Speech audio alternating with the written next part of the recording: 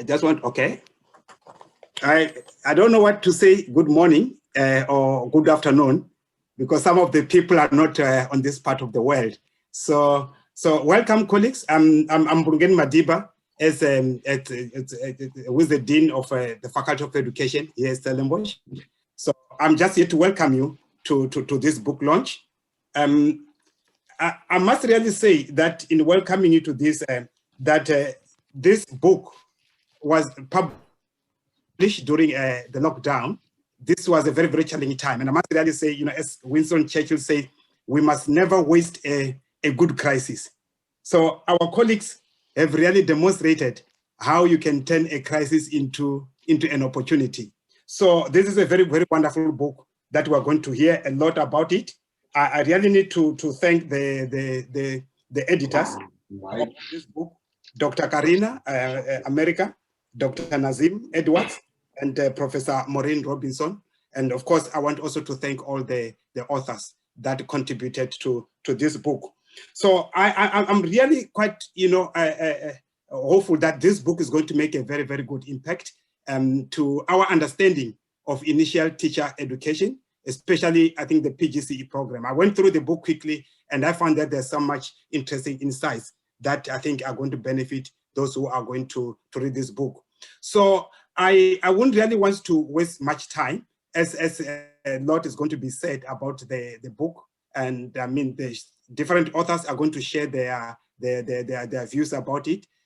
So with these few words, I really want to say to you all, welcome, and especially our guest speaker, who will be introduced fully later on. So welcome, colleagues, and I look forward to listening to your presentation. Thank you very much.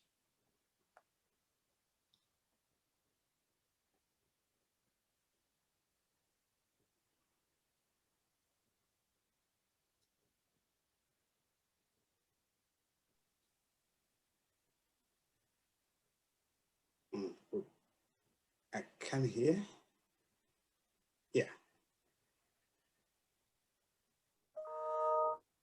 Colleagues, can you hear me? Yes, we can hear you still, but I don't know if Maureen was trying to say something.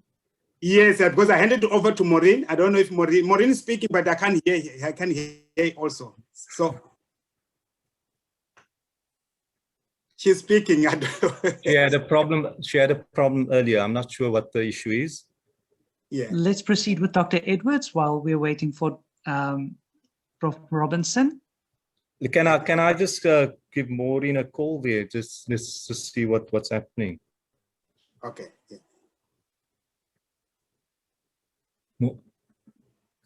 Yeah. Sorry. Yeah,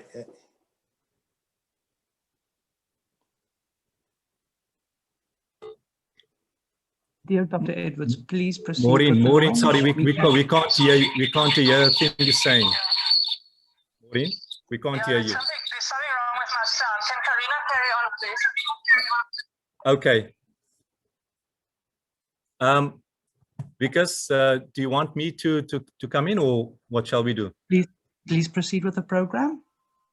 Good morning, colleagues. Welcome to the book launch. Yeah, we're having some technological glitches, it seems. I just want to briefly take you through how this book actually began, how it was compiled, and what we see as the value of collaborative inquiry. Now, our new PGCE program actually started at Stellenbosch University. It was implemented in 2018. Now, I served on the recurriculation committee from about 2013 onwards.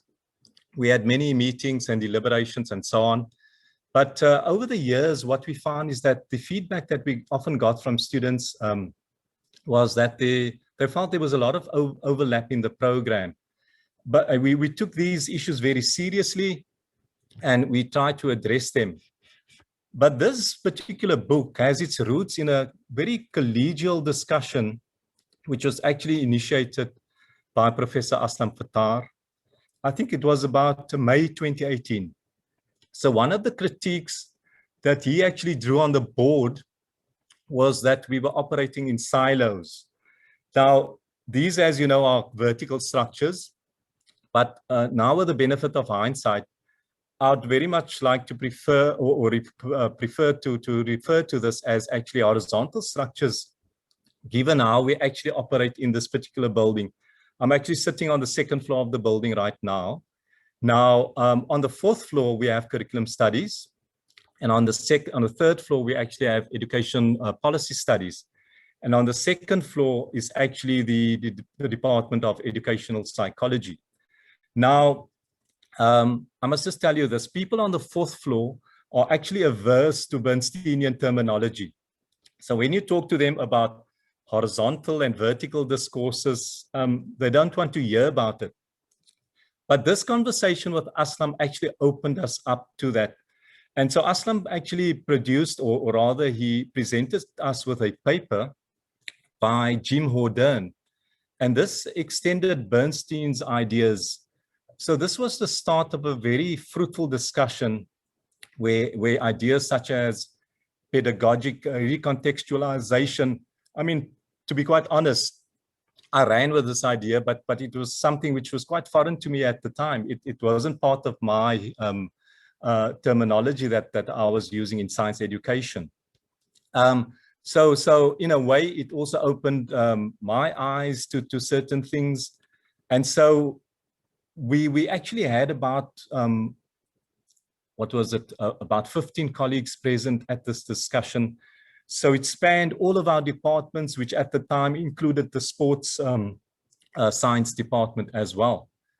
And from there, what we did was we organized a seminar in September of 2018, where we invited some of our students to actually give their input and present their perspectives of the program. Ultimately, we went on to present some conference papers at Sahara in October 2018. Now, there were some colleagues who fell along the way, they withdrew, but you know, that is just the nature of things. Now, the idea about the book then emerged in our discussions, and the following year in 2019, we organized a breakaway session at the lodge. And here we actually had Professor Mari Brennan and Lou Zippen present as well. And they provided us with critiques during our discussions. Now, Mari, of course, went on to be a critical reader of all our chapters, and she contributed the concluding chapter as well. Then it took like a whole year at the beginning of 2020 when chapters started to come in. COVID happened, as you know, but I think this proved to be a stimulus to actually complete the book. Now, we have learned many lessons about working collaboratively, but the book serves as a reminder that as teacher educators on the PGCE program, we all have a common purpose, that is to produce graduates who are able to make a substantial contribution to the lives of the learners in their care. So that is all I have to say. I don't know if Maureen wants to come back and if she's perhaps able to share what she wanted. Okay. Thank you.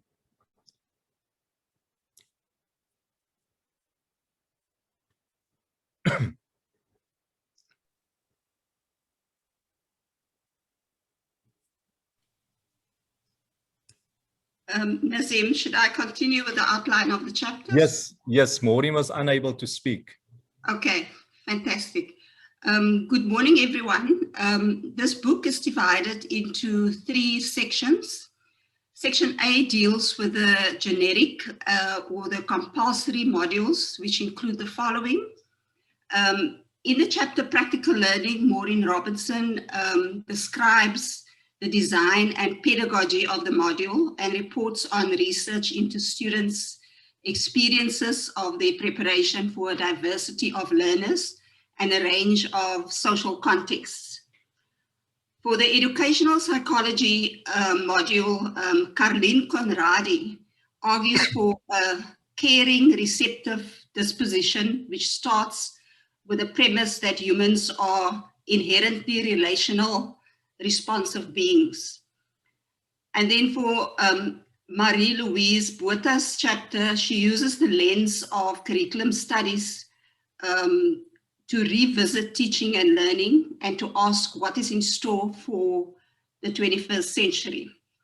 In the Education, Governance, Leadership and Management module, Aslam Fattar and Jennifer Feldman outline the daily lived experiences of being a teacher educator in South Africa. And the chapter, History and Sociology of Education, Jerome Hust argues that learning to become a professional teacher involves not only what the students are learning, but also who they are and who they are becoming. So in section B, it focuses on discipline-specific modules. For one, business studies teaching, Karina America asked the question if and to what extent pre-service teachers should be proactive in their teaching about the moral right and wrong that govern businesses and organizational decision-making. In science education, Nazim Edwards focuses on the role of the teacher educator to develop prospective science teachers as epistemic agents in the classroom. And then finally, in section C, Mari Brennan problematizes both education and teacher education's positioning in South Africa within this current time. So that is a very brief outline of the chapters. Thank you. Karina, can I check, Karina, if you can hear me, because my sound wasn't working. I want to introduce the guest speaker. Yes, you can. We can hear you. Okay, fantastic. Thank you. All right, so it's my turn now to introduce our guest speaker. And thank you to my colleagues Nazim Edwards and Karina America for their introductions. We're very grateful to have Viv Ellis here from Monash. He's the Dean of Education at Monash University in Melbourne. It's interesting because he had to spend, I think, almost a year being a virtual dean because he couldn't get out of the UK. So well done for that, Viv. And I think if people don't know Viv's work, it's worth checking because he's really been quite influential. He worked in a number of countries and on many projects. I think what I like a lot about his work is I like the chat perspective that he uses, a cultural historical activity theory. I thought, just as a personal note, I would mention three pieces that seem to have influenced me quite a lot in his work. The one is this book, if you can see it. I seem to be very small on my own screen. This book, Transforming Teacher Education, Reconfiguring the Academic Work, which talks to the academic labor of teacher educators, which I found very, very interesting and have recommended to many people. Then I've also recently used a report that he was involved in with the whole team on the Norwegian teacher education system. And what was interesting about that is it spans, policy, a countrywide policy, institutional reform, and pedagogical reform, putting them all together, which is quite a feat in a very, very accessible way. And that is also very helpful. And there are other initiatives as well, but the last one I would mention, which I think was really nice, and I came across this at an ARA conference, was a special edition of the Journal of Education for Teaching, where there's a whole section or a whole journal edition on innovation in teacher education towards a critical re-examination. He's also currently editing a series called Keywords in Teacher Education, where different words that are taken for granted, often like identity, community, experience, are problematized so that we can really get to grips with the deeper historical, pedagogical, and perhaps philosophical meanings that underpin some of those taken for granted words. So Viv, thank you very much for agreeing. And I know it's the evening for you. Welcome. And with any luck, we can hand over to you technologically now. Thanks very much. Look forward to your talk. Thank you very much, Maureen. Can you hear me? Yes, we can. That's wonderful. Thank you. Yes, I was a virtual dean for 7 months. And it's a strange reappearance of the phrase virtual dean, because when I first started to be a teacher educator at the end of the 1990s, we had a dean at the university I was working who didn't come to work. So we would call him the virtual dean, because we never saw him around. And then, of course, that's what I became in my first 7 months. So thank you very much. It's a real honor to respond to the book at this launch. And it's particularly an honor to respond to a book that represents a strong, and I still think fairly unusual in our field, collaborative endeavor. So I don't know your context well. I've learned a little from conversations with Maureen, and also by reading some of the literature in the context of a literature review project, which I'll mention later. So I'm grateful to you for being educated by your book. So I'm going to say sort of two kinds of things, really. One is I want to fulfill my brief and talk about the global significance of the theme, teacher education for transformative agency. And I'm going to do that by talking about what I think the book contributes, where it's situated in the literature, what's distinctive about it. And then I'm going to pick up on your extraordinary professor, Mari Brennan, and her question at the end of the book, which is, what will you as researchers, what will the authors teach us next? Where will this go? Because I do think that you've landed on a globally significant theme. So the first part of that is I would situate your book now and the research underpinning it within a tradition of research on innovation in teacher education. And I would date that back to the 1970s globally. It's developed much more recently in the last 15 years, people specifically using the word innovation. And currently colleagues and I at King's and at Teachers College in New York are doing a literature review of the uses of the concept of innovation in teacher education research. And contrary to some assumptions, we are finding that there are examples of what people like to refer to as scalable innovations, changes that affect a whole university, or in some cases a whole country, in the field of teacher education research. And we found that those particularly come from Africa, Central Asia, and other parts of the world where there's been an imperative for teacher education to contribute to national development or the reconstruction of education systems and so on. And we see examples in that field, in that corpus of articles and books peer-reviewed around innovation in teacher education research that are about, as in your case, a whole program at a university taking a systematic effort to develop what you're doing. So I think in that sense, it's part of that tradition. I think what's really distinctive about the book and the research underpinning it is the reflexivity, the engagement with your own practices, the depth of the collaboration that's been involved. And that's one of the reasons why I think it deserves international attention. So if I had to think of another book that has international attention, that is about one particular university and one program, it's about the Oxford Internship Scheme in a book edited by Donald McIntyre that you actually refer to, I think, in one of the chapters, which was again written by people who were teacher educators in the 1980s, and in this case, and they talked about the way that they engaged with what you've also discussed, which is the kind of theory practice divide, how they rethought what the university did, how they rethought the relationships with schools.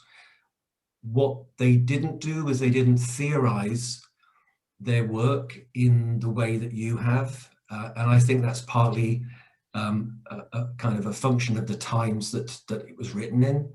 And of course, it doesn't have the political context that your research and your book does.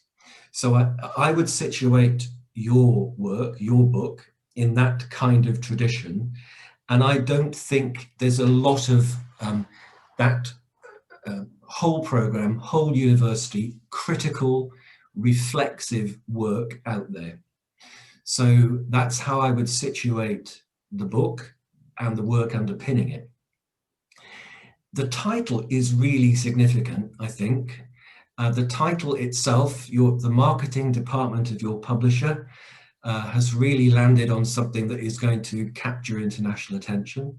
And it does raise a question which will intrigue people, especially in our field, which will, in different parts of the world, people will start saying, well, actually,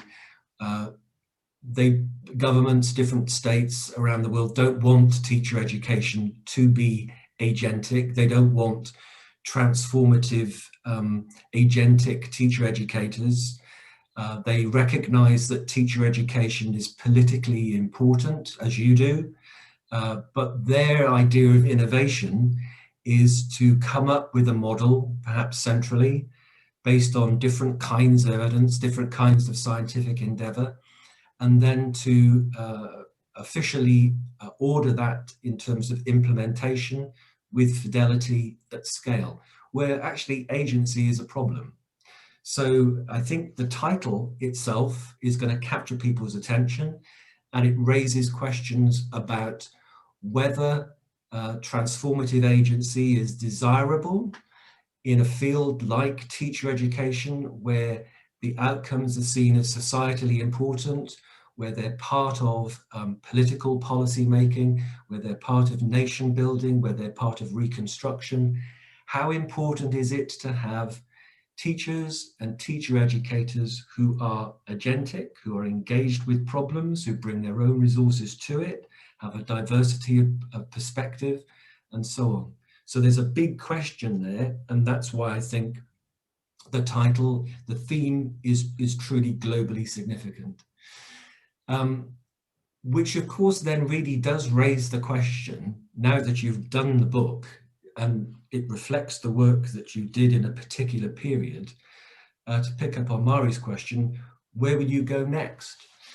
So when I read the book, I thought, well, there really is a very obvious place to go next. But of course, that's me thinking it rather than you. And Maureen has already given you a clue, which is CHAT, Cultural Historical Activity Theory.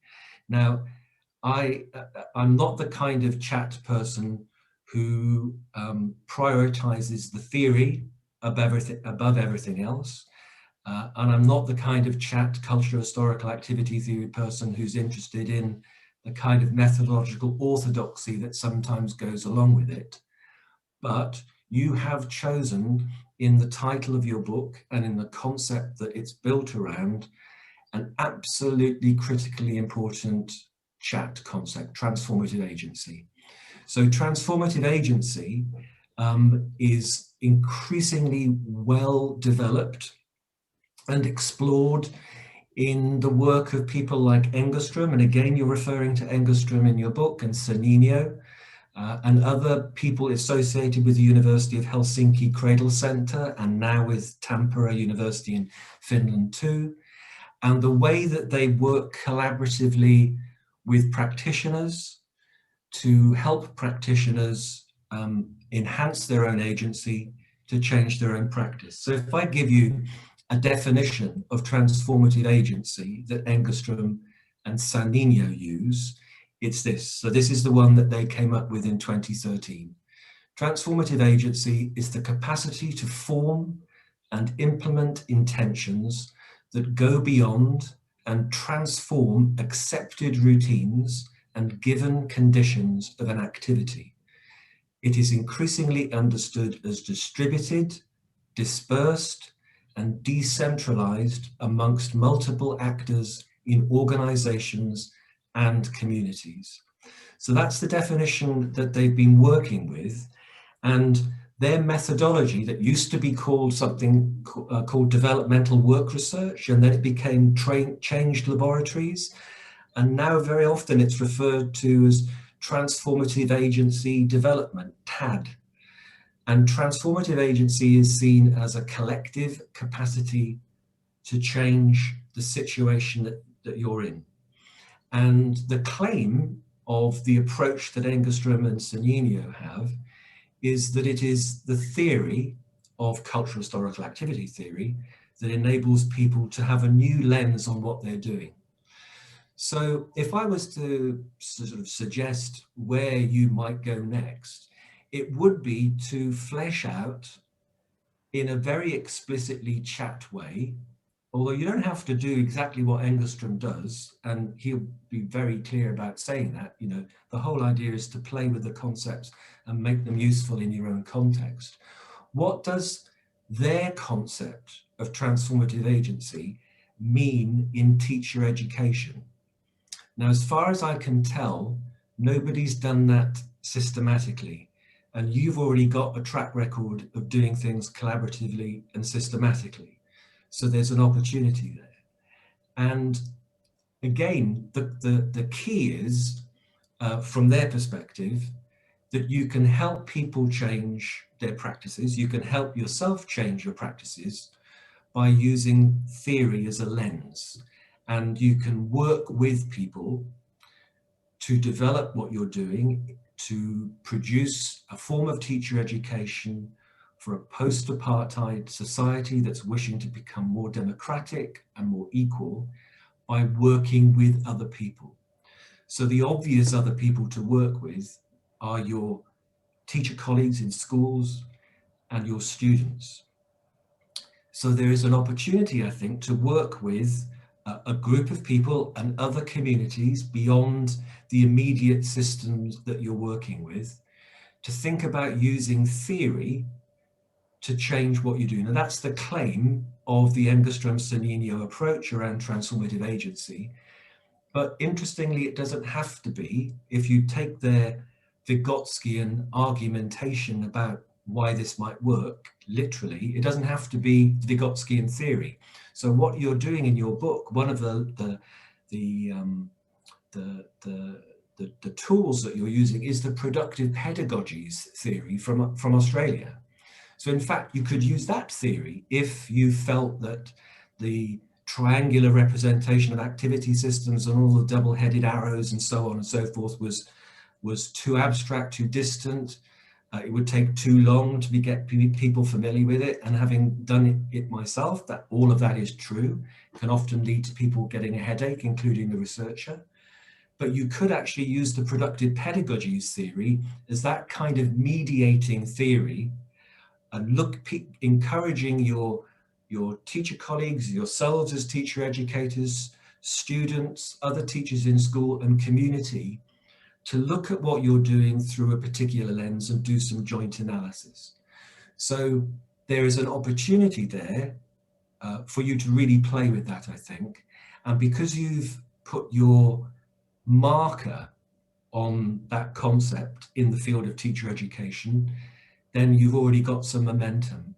And there is a little bit of published research out there that is explicitly framed around transformative agency in teacher education research, and some of it's Norwegian. In fact, most of it is Norwegian, out of the University of Oslo, and it's associated with digital technologies. Now, at the same time that you're doing this work that's led to the book, and that you might be continuing to think about how you work with these concepts in the field.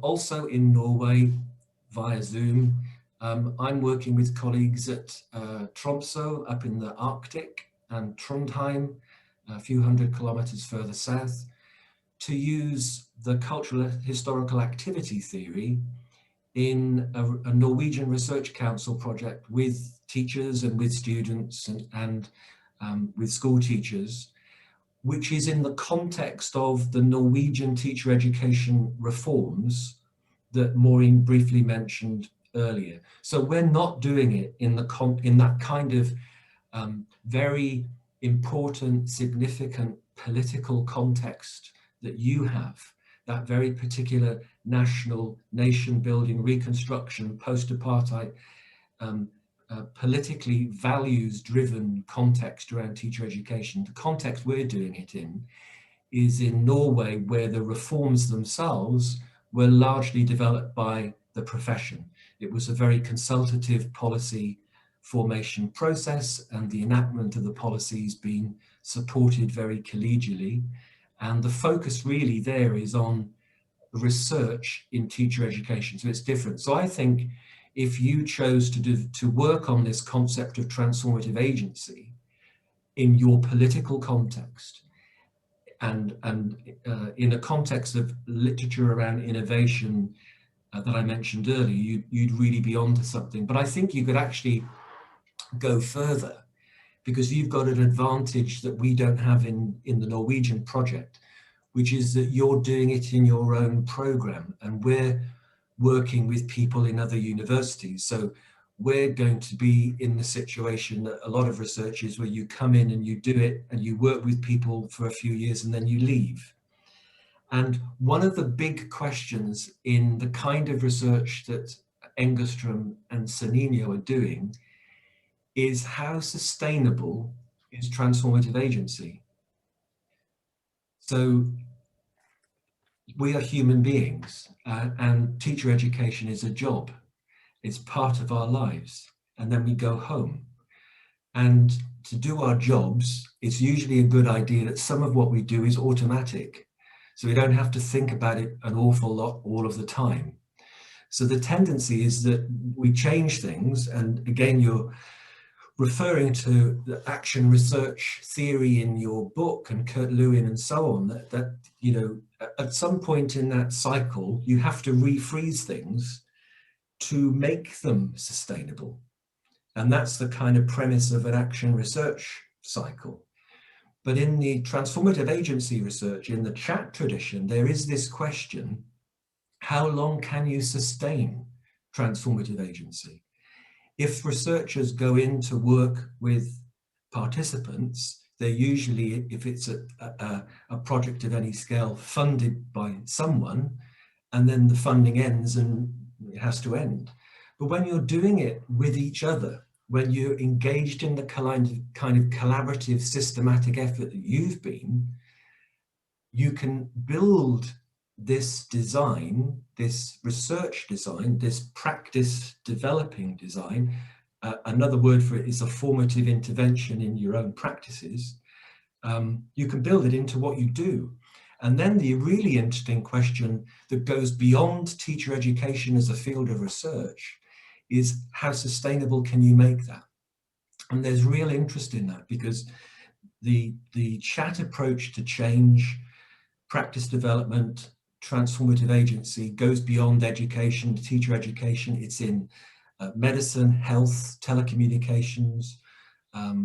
It's in third sector, non-profit, housing, all kinds of arenas where people seek to provoke change because there's a perceived need of social justice, which if you look at Engström and Sannino's work, they're increasingly driven by that idea. But how sustainable is it? So when I've done some small scale work in my own program, when I worked in the UK, one of the things that I found, if you start using the concepts with your colleagues and with your teacher colleagues and with your students, is that it's really exhausting, and it can give you a headache. Now, and they can also laugh because sometimes the theory is quite abstract, and at one stage they referred to the theoretical tools of activity theory as Viv's triangle thing, and which was sort of caused some humor. But the kind of underlying point is, how long can you expect people to put that kind of intellectual effort into change? How long can you expect people to disrupt what they do? And that's a really interesting question into the sustainability of change that's provoked by any kind of intervention methodology, really. So I'll finish now, I think. I think my time is almost up. Thank you for inviting me again. I think what you've got is a book that is globally significant in a tradition, and the tradition is around innovation, as we would call it now. But going back to the 1970s, there's a tradition of work like this that does capture international attention, as yours will. But then to pick up on that question that Mari asked, where do you go next? What do you teach us next? I think you've got a real opportunity here because you've captured the concept in the field. So you can start to work on making that distinctive concept of transformative agency in teacher education part of the work you do, you're known for. But I think there's also the potential for you to make a concept, a contribution beyond teacher education, to address that idea of how sustainable is change when you're trying to develop transformative agency amongst practitioners and participants. So thank you very much for inviting me. Thank you. Thank you very much, Viv. Thanks so much. We really do very much appreciate what you've said. I think what we're going to do now is move over to Professor Aslam Fattar, one of the authors in the book, to make some comments perhaps on your talk and some other general comments. And then Nazim Edwards will end with thanks. So over to you, Aslam.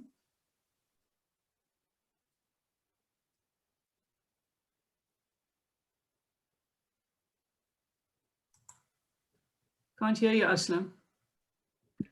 Thank you very much, Professor Ellis, for those exceptionally gracious, generous, and indeed challenging set of comments that you make, mapping a path forward from this particular book.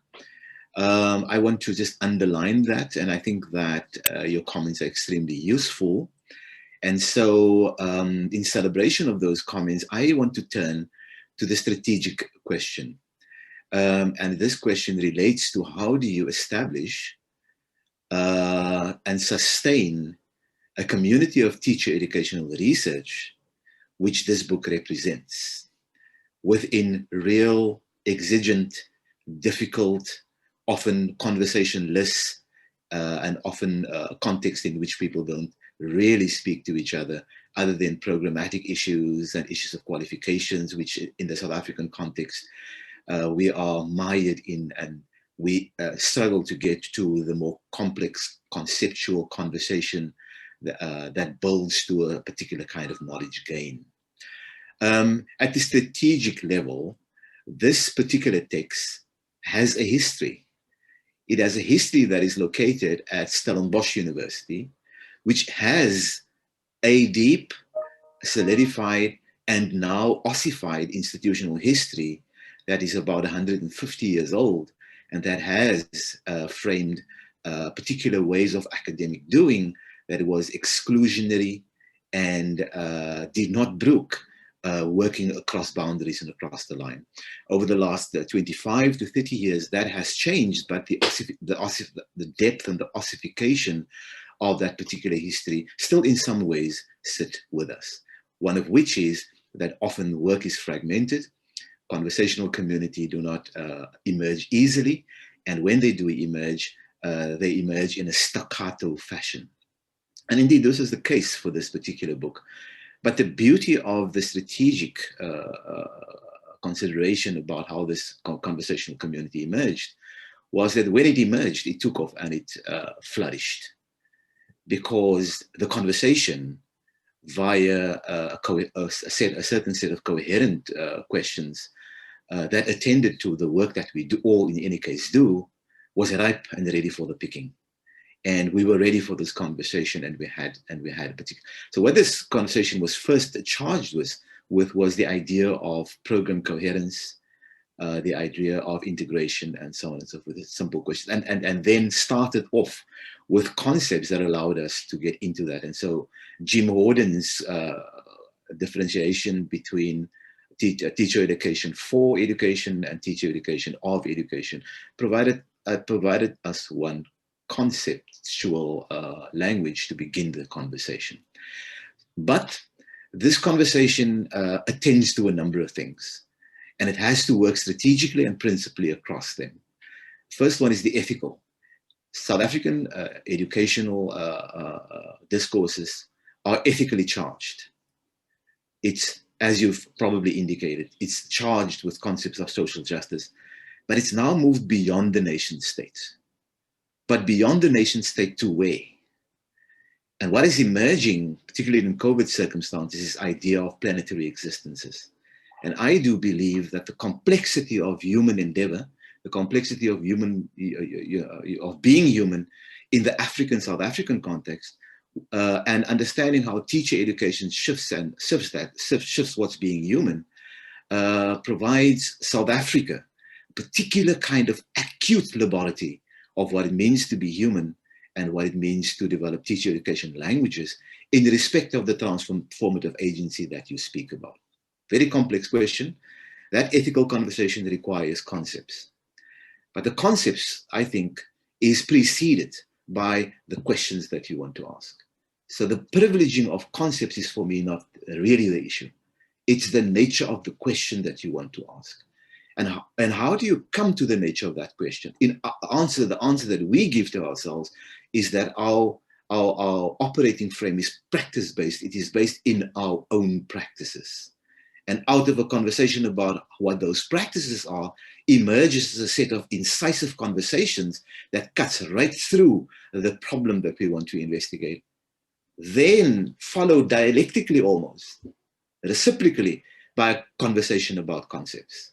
Out of that grows a conversational community that coheres, that does not homogenize our understandings and our thinking, but that coheres a set of joined up conversations that invites methodological pluralism. So the methodological challenge is then to adopt heterodox methodological frames that will allow you to answer the question. It is that kind of set of dialectics between methodological heterodoxy, conceptual application in respect of a set of questions that emerges for us out of our practice. And so the final point that I want to make is that the sustainability and the growing politically of a community of conversation within these anti-community and anti-conversation times is the strategic question that this book showed an example about and developed a trajectory that will allow us to ask the next question that Mari then asks us to ask.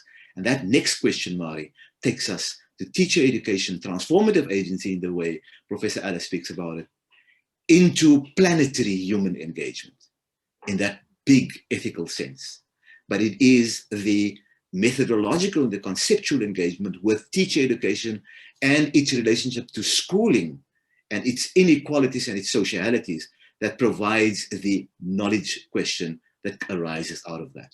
And out of that establishes a conversational community that will encounter the next book. And so the point that the challenge to this conversational community of which I'm a part is we have to start and will have started the next book project out of a conversation that has to and will be happening. I don't think we can stop here. The next book has to be in gestation. Thank you very much.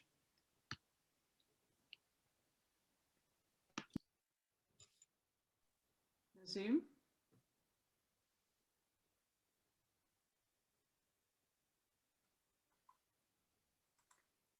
I'm just checking.